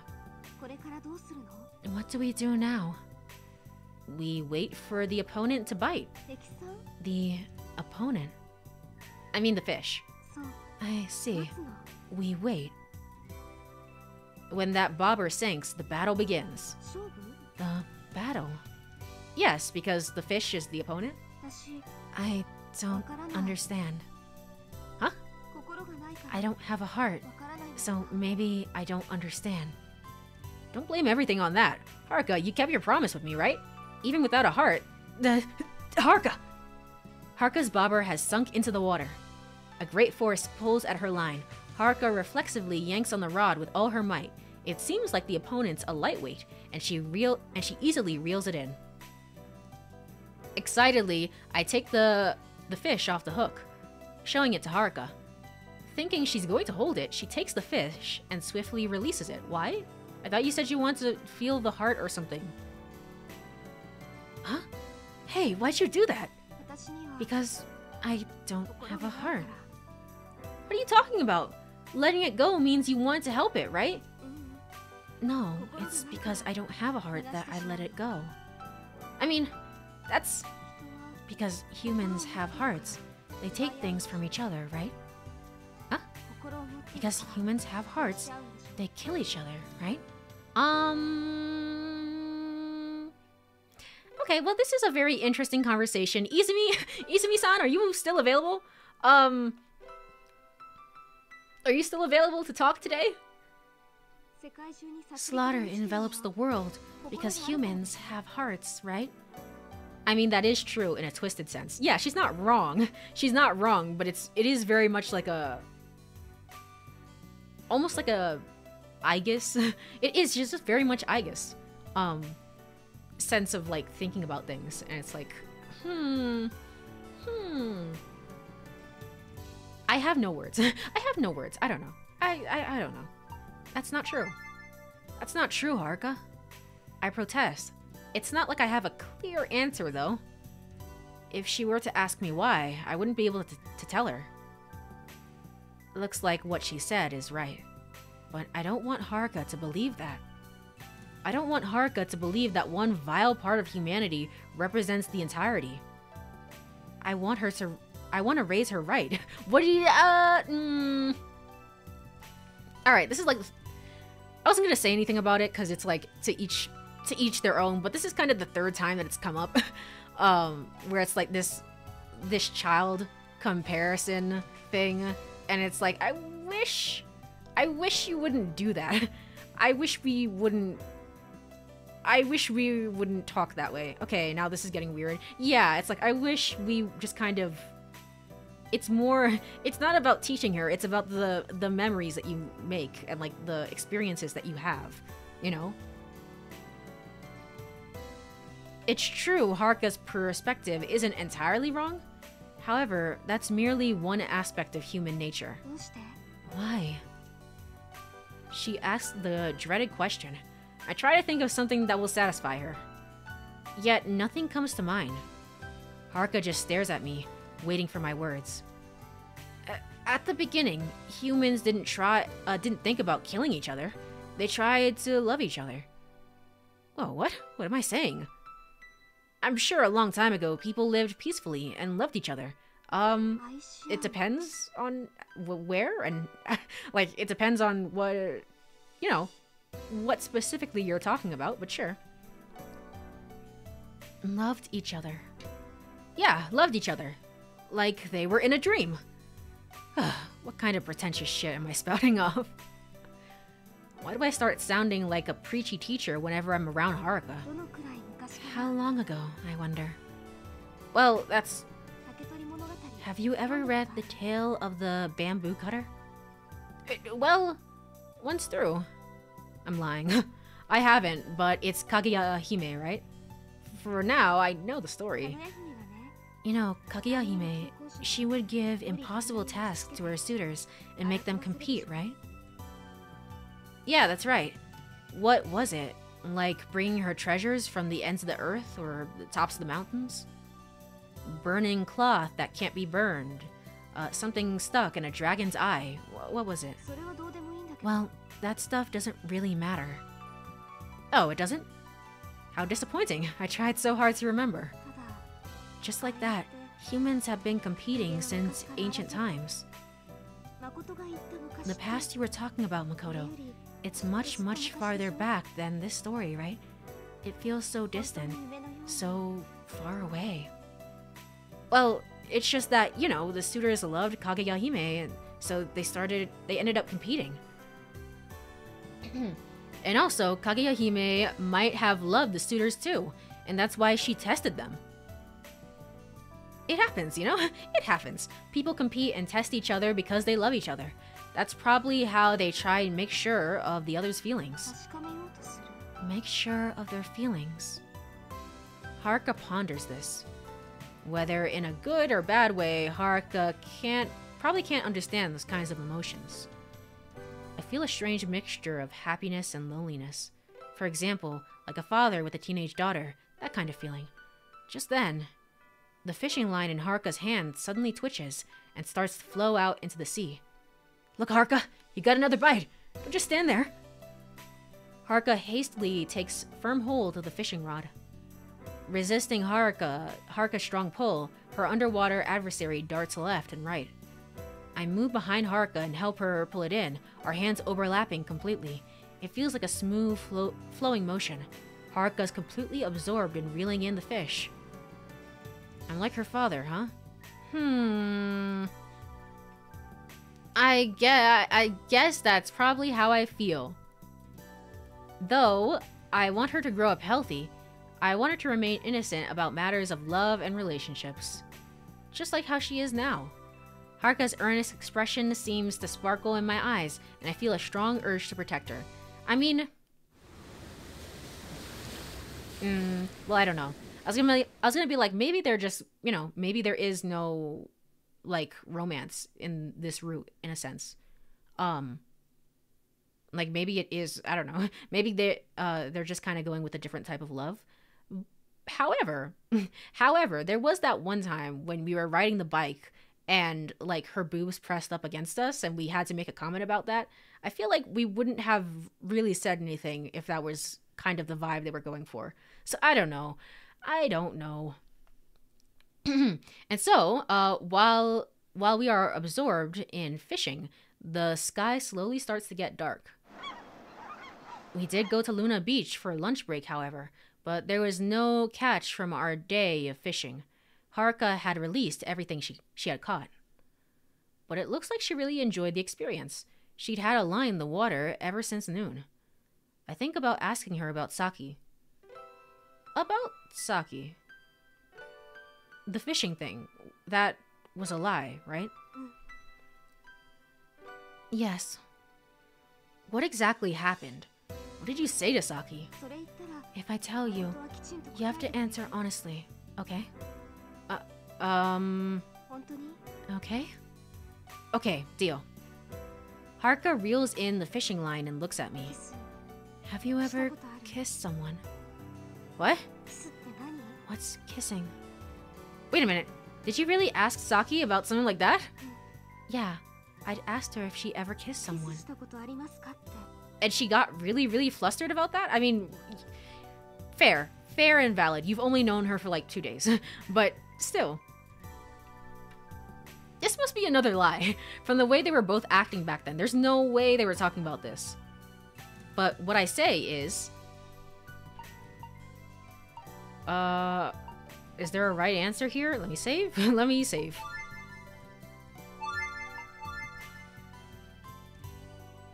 Embarrassment is the taste of happiness. Common root. I haven't.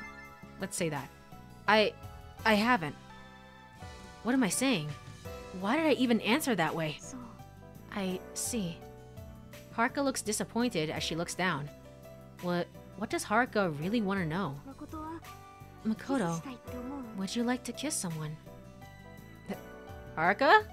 I don't quite understand what she's getting at. Okay, wait. I'm not locked in. I'm not locked in right now. I'm not completely locked in. I still need to go talk to Izumi. Please. I'm begging you. Is that so? Yeah. Then why do people kiss? Well, I definitely think it's to express their affection, to make sure of each other's feelings. make sure of each other's feelings. It's a bit hard to explain it in words. Then kiss me. Look at the time. I think we should probably head back. Don't you think? Don't you agree, Haruka? Did she ask Saki if they could kiss? Maybe. Now that would be interesting.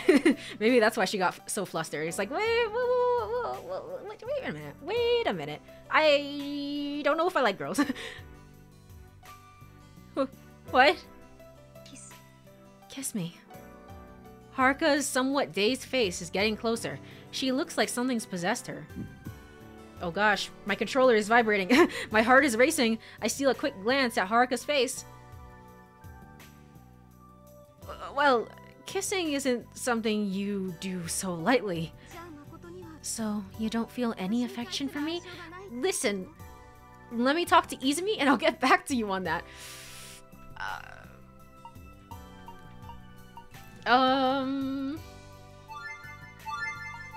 Just keep saving. Just keep saving.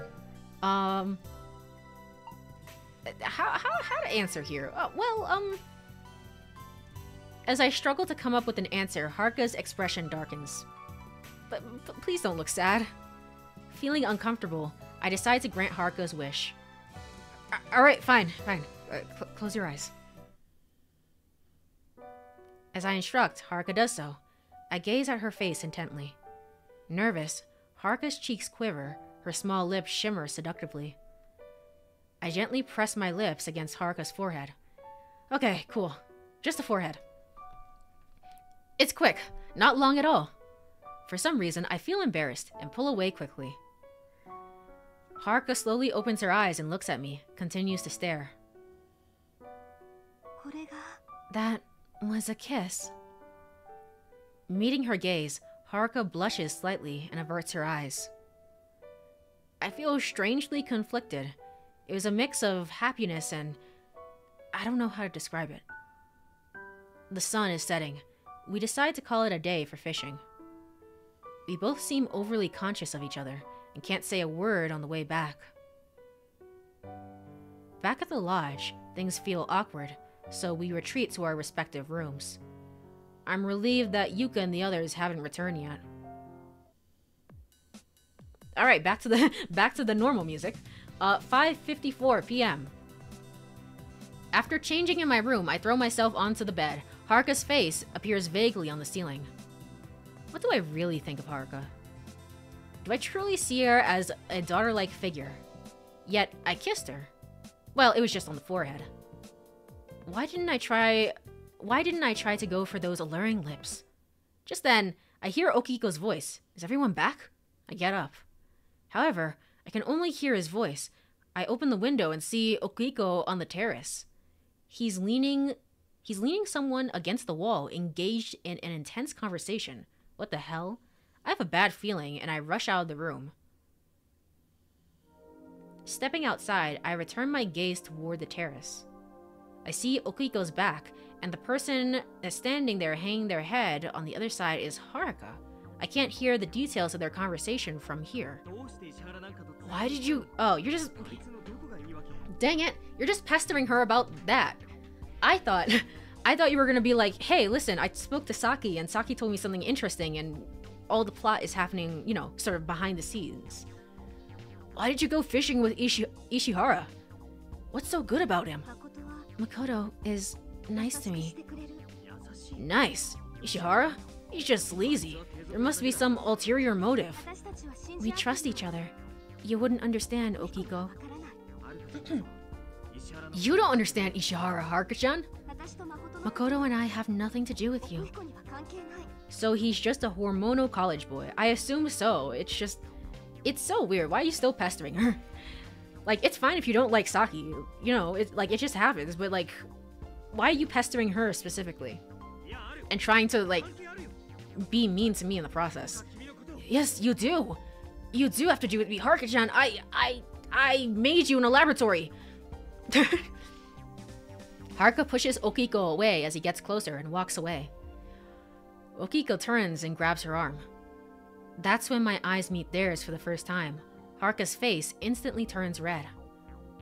Okiko audibly clicks his tongue and let go of Haruka's arm. Dang, bro, you kinda suck. You're kinda awful. I entered the terrace and Haruka rushes towards me. It's quite embarrassing for the great Okiko to be doing something like this, wouldn't you say? Quiet. I don't want to hear that from you, Ishihara. Oh, that's so. Haruka, let's go. Wait, tell him, Makoto. Tell him what? Huh? You and I, we trust each other, no matter what happens, right? Wait a second, Haruka. Tell Okiko. It has nothing to do with him. Only we understand. Whoa, what's going on here? Why aren't you saying anything? Is she trying to make sure of my feelings? But she just said a while ago that she didn't understand that kind of stuff. Now she's putting pressure on my silence. We don't trust each other. That's not it. That's not it at all. You don't care about me, even though you kissed me.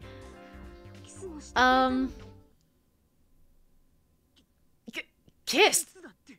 Ishihara, what kind of guy are you? Listen, Haruka, what I said earlier wasn't about that. What I did earlier wasn't about that. What do you mean? It wasn't about how I feel about you, Haruka. That... Oh god, it's all over. It's all over. The rewards of joy. I don't feel any joy right now. I feel miserable. Let's see.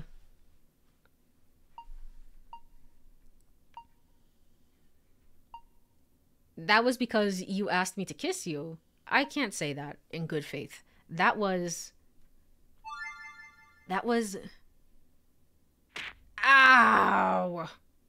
Just then, a punch from Okiko's directly meets my face. Caught off guard, I fall to my knees. What the hell are you doing to Haruka-chan? She's not your possession.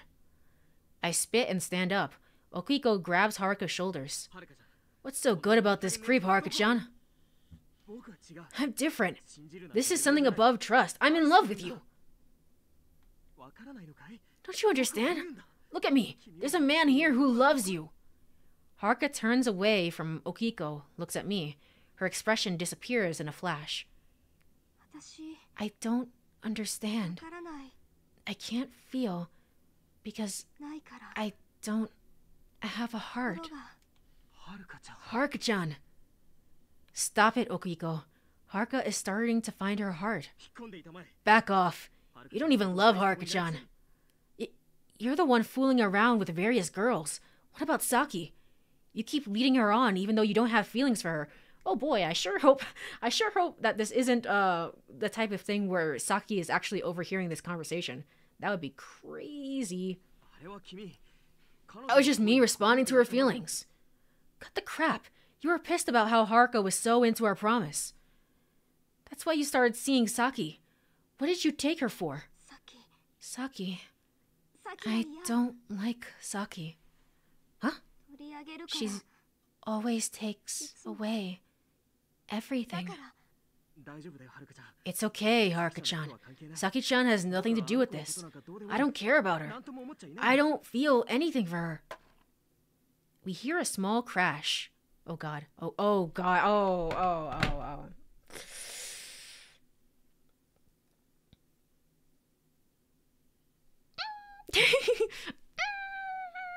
That's awkward. You must be a psychic. I watched too many different anime that are where this exact scene plays out in high school. Oh god. Well, that's awkward. I'm sorry you had to be there for that. We all turn around in surprise. Saki's standing by the entrance, holding a basket. A tennis racket lay at her feet. In that case, bye then. No, it's not what it looks like, Saki-chan. I can explain. As Saki tries to leave, Okiko rushes to her. She violently slaps away his outstretched hand. I also hurriedly jump down to the entrance. At that moment, Yuka and Kurumi return, laughing together. Ha ha ha ha! Guys, you have no idea what just happened. 5:52 p.m. Saki slams the basket onto the stairs and viciously crushes it with her foot.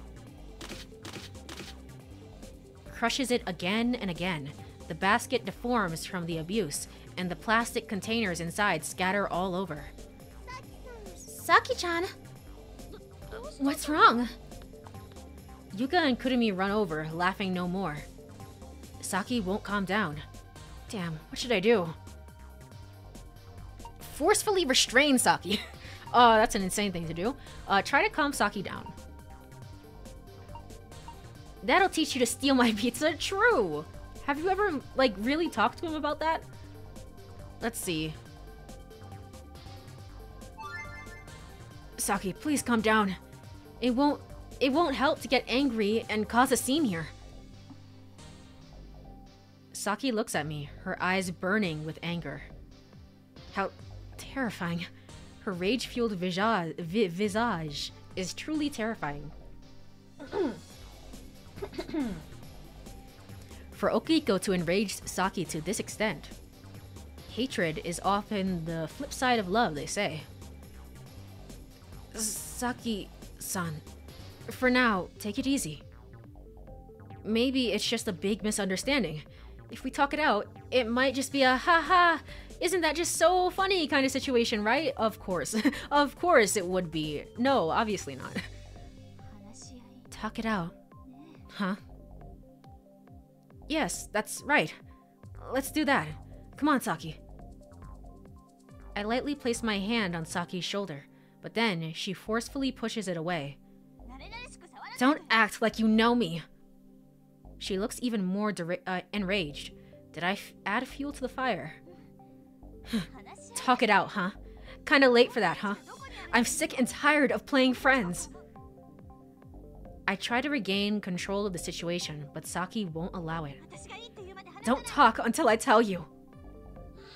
What are you saying, Saki? Shut up, Yuka. Just stay quiet and draw a picture or something. Ooh, that's kind of... Alright. Saki.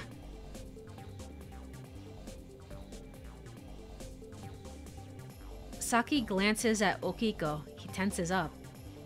Kurumi rushes over and hugs Saki. Saki-san, stop it! I don't want to see this. Don't touch me, I said! Ah, dang, everyone's getting beat up. The next instant, Saki violently pushes Kurumi away. Kurumi slams against the stairs. She gasps and stares in shock at Saki. Where is Izumi? Saki, what have you done? Rush to Kurumi's side.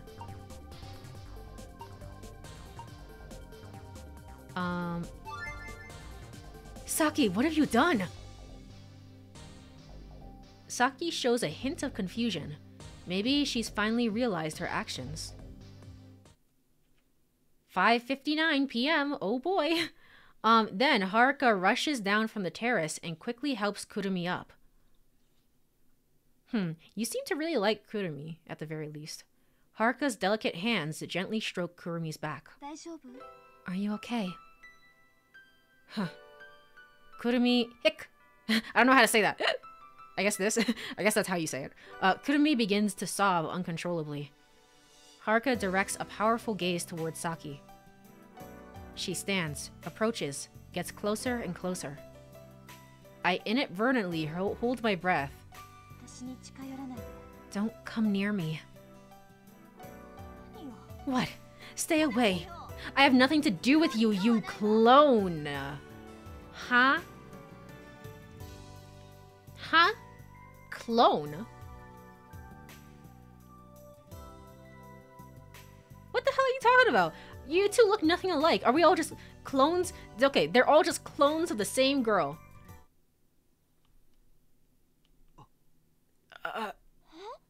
Huh? Clone?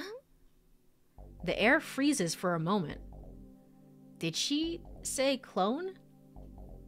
I suspected that, either a clone or a robot, but I didn't expect Saki to have known about it. How does she know about it? What's going on here? Someone conceived artificially using parts of human cells. In other words, a duplicate. Well, then you do have a heart. You're just, you're just artificially made. A copy. Is Saki saying that Haruka's a clone? Images of Haruka over the past 2 days suddenly resurface in my mind. Haruka staring at the water droplets dripping from the faucet.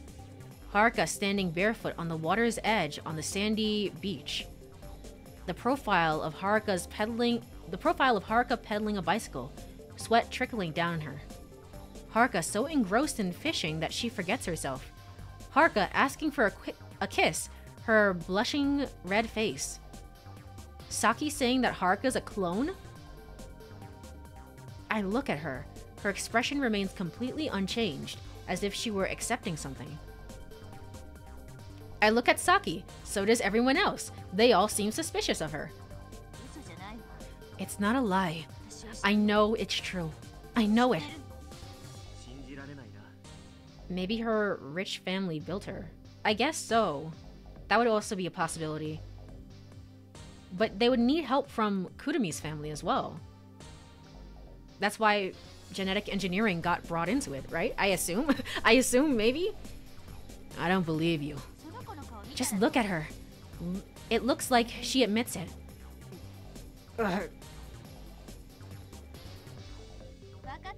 You get it now, Okiko-kun?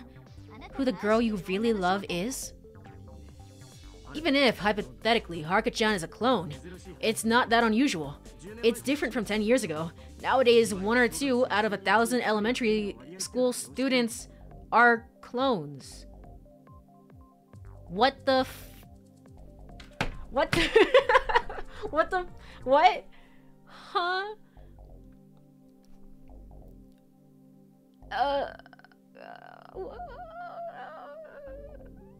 I didn't realize we were living in that kind of reality. Didn't you say it's 2009? It's an alternate version of 2009 where clones are real and are oppressed. What? Did Makoto time travel into the future without knowing it? That would be wild. That would be crazy. That's right. For 9 years, clone fertilization has been legally recognized. What the hell?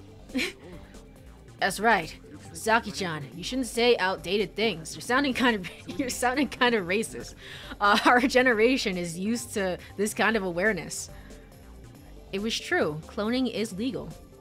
In the past, those who engaged in clone fertilization were charged with serious crimes, and clones themselves were persecuted by people. What the fuck? However, why is that? Okuiko and Yuka are acting somewhat unnatural. They're panicked. Oh, is this... Giving off the vibe as if they're trying to cover something up. Okay. So cloning is just normal. It's just normal now. I see. So this is the science experiment. This must be the psychology thing, is how close can a clone be to like an actual human being in a group setting, maybe, is kind of that thing. How did... maybe. It feels like they're pretending to be learning something for the first time when they already know about it. And I feel the same way. Saki, who is trembling all over, finally speaks. She spits out her words. Impressive. What an impressive group you guys are. Wait, Saki! Saki starts running, and Yuka bounds after her, down the path to the villa. Yuka's figure disappears. The rest of us are left feeling like a storm had just passed.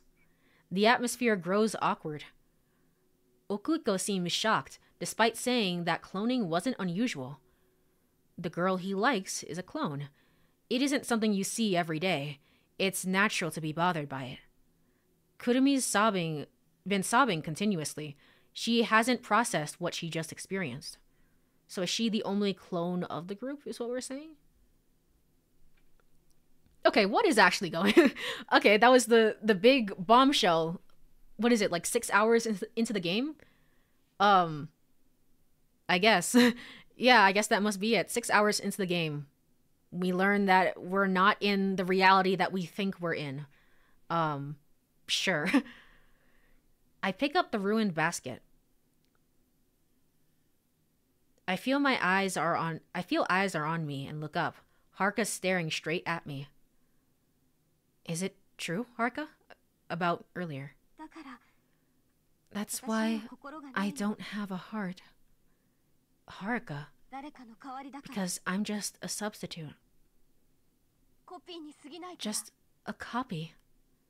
That's not true. Are you surprised? I'm really not. I'm really not. I see. With that, Haruka looks away from me and slowly opens the front door. I instinctively rush over. Haruka! Oh, what should I say? Don't worry about it. Honestly, I was a bit surprised. I don't know what the correct choice is here.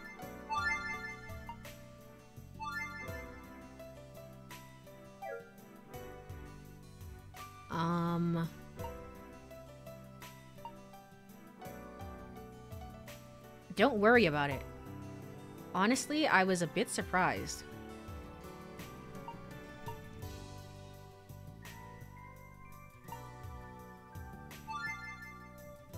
Don't worry about it. Clone, copy, doesn't matter. You're still Haruka. Even if you, for example, don't have a heart. Haruka gasped, looking surprised. Then, she seemed somewhat hesitant, and after that, I can't read her anymore. I'm happy. Huh? That you said that to me, Makoto. The door closes. Haruka's footsteps fade away. I just stand there. I can't help but notice something. The expression on Haruka's face just now. She didn't seem that happy. 6:14 p.m. I head to Saki's villa. Sayaki. Why do I keep doing that? Saki. I head to Saki's villa. The cold night air makes me shiver. Since then, I've been trying to console a crying Kurumi and checking on Haruka. Where is Izumi-san? No matter how many times I knock on her door and called out to her, she won't come out. Did I say something wrong to her? And what about the sudden outburst from Saki? Also, just how did Saki know that Haruka's a clone? I've come to ask her about it. Just as I'm about to knock on the door, Yuka comes out. Yuka! How's Sayaki? I keep doing that. I might just be tired. I don't think she'll calm down anytime soon. She's been acting like this since forever. Forever? You mean the thing about that Saki said about you drawing a picture? Huh? Well, that too, I guess. But anyway, how's Haruka? She's still in her room. I see. Guess I can't talk to Saki right now. We start walking toward the lodge. Hey, Yuka.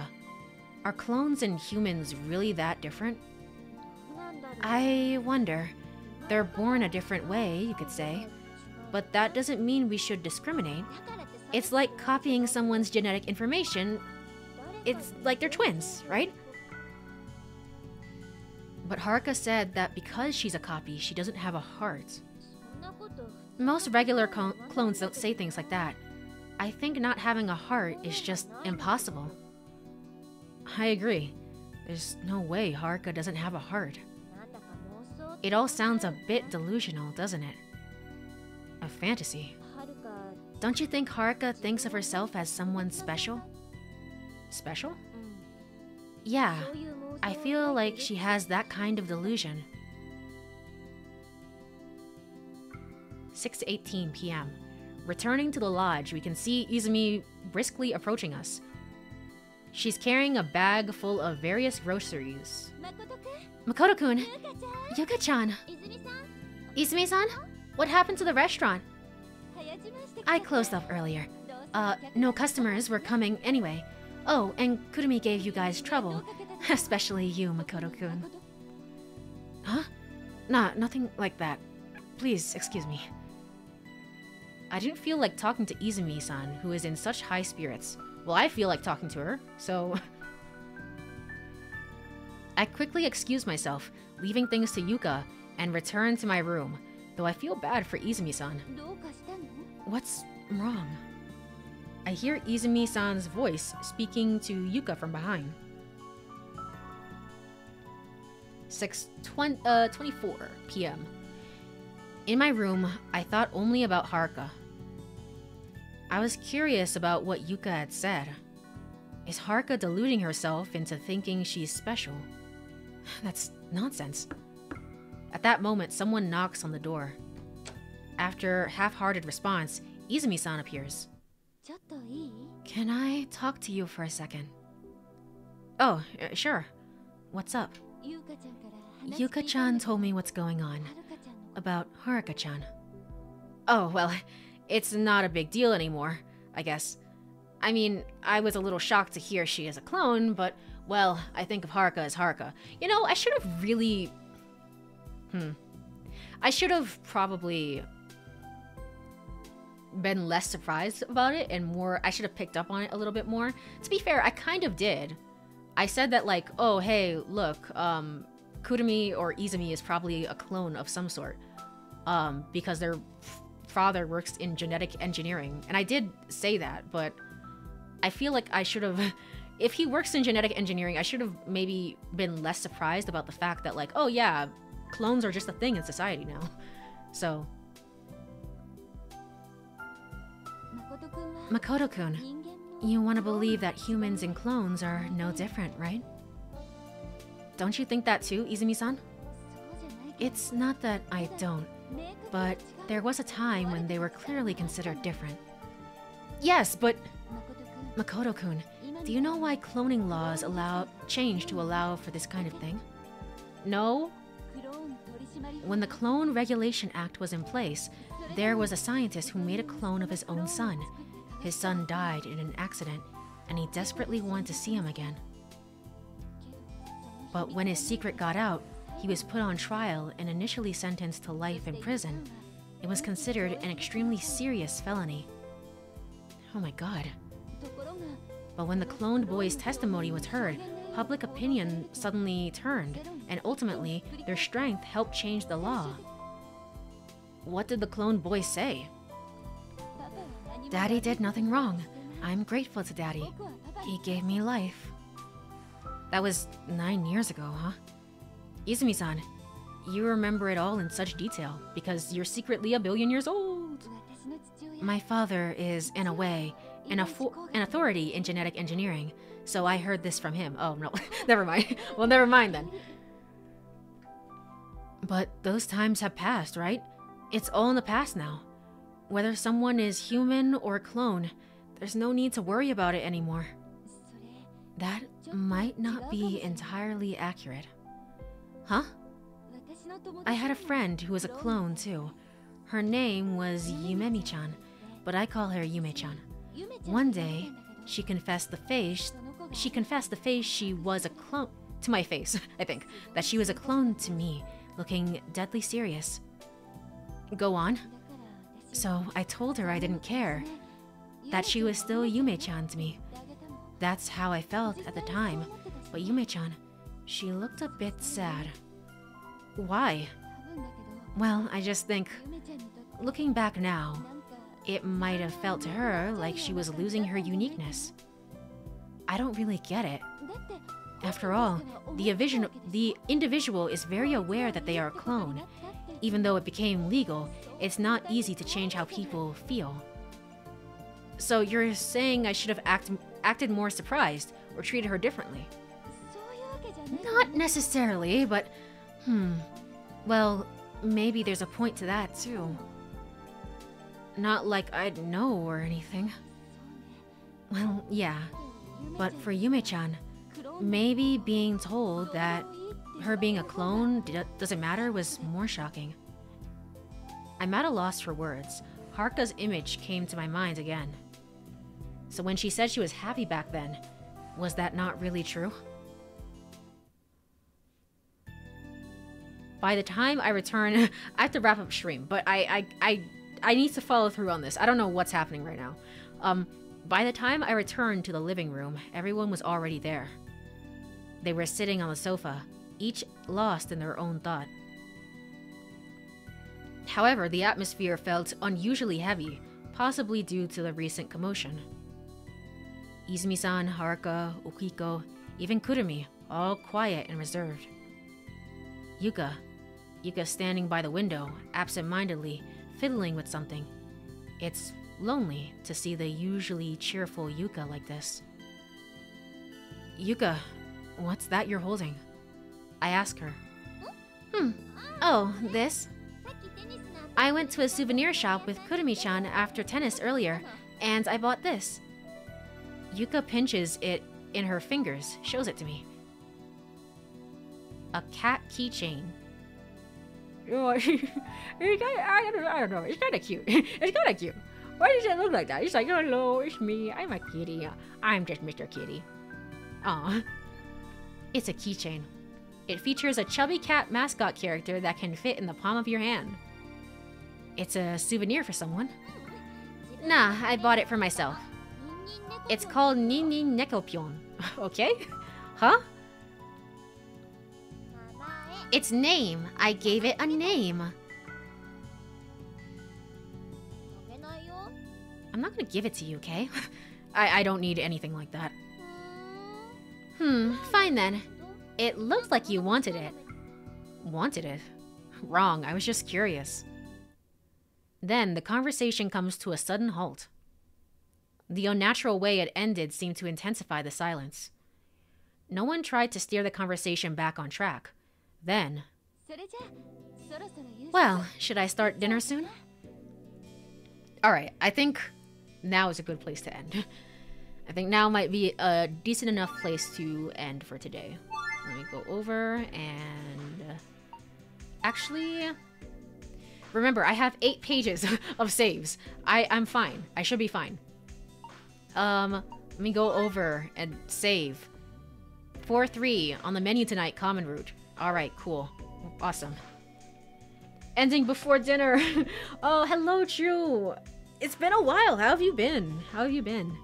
I hope you are doing well. I'm just about to wrap up stream here. Probably to go eat something really quick. It's way past dinner time. It's way past dinner time for me, but you know what? It's fine. Don't worry about it. Don't worry about it. Those 8 pages are gonna run out in no time. I know. I have a habit of saving in 3 different save slots and then not going beyond that. And I really should get out of the habit of doing that. Honestly. Hello, tired. Fair and valid. Well, I hope you have a restful rest of your night. And now it's making me hungry. Yeah. Alright. Well, with that said, let me go ahead and look for somebody to raid.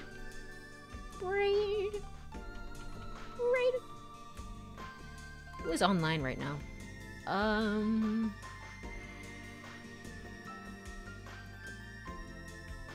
Alright.